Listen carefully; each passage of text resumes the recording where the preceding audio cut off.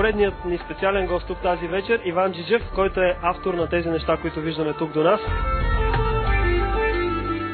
Как се чувстваш тази вечер? Твоите творби, едни от най-добрите, може би, твои творби са тук, в Българското посолство и са част от този голям празник за българската общност в Англия.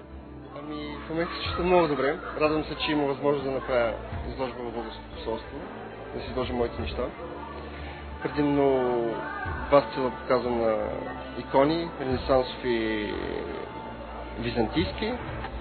Специално тази мозайка, ако погледнем нея, това си е изцяло ренесансов тип, леко съвременен цяло. Идеята ми беше да има много сила в нея и да се вкара някаква духовност като цяло. Да има силно излъчване. Всяко камъче или всяко парче е строго индивидуално, няма нищо общо с другото. Като и начин на полагане. И самата цветова гама си е, нали, от мен направена като цяло.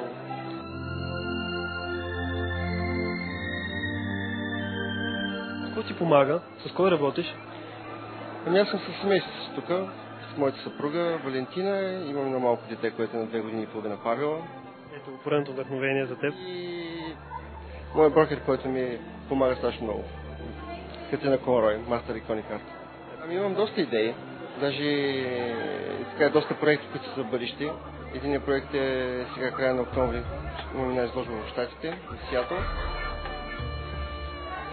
Имаме ни проекти за катедралата Сент Пол, за Уестминстър катедрал, които са направени частично. Работя по тях в момента.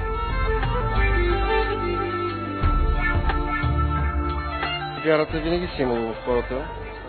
И това е един много сериозен фактор според мен. Вярата е на първо място. И мисля, че няма никакъв проблем за бъдеще и за самото развитие на хората и за начина на живот. Просто вярата ги държи от всякъде.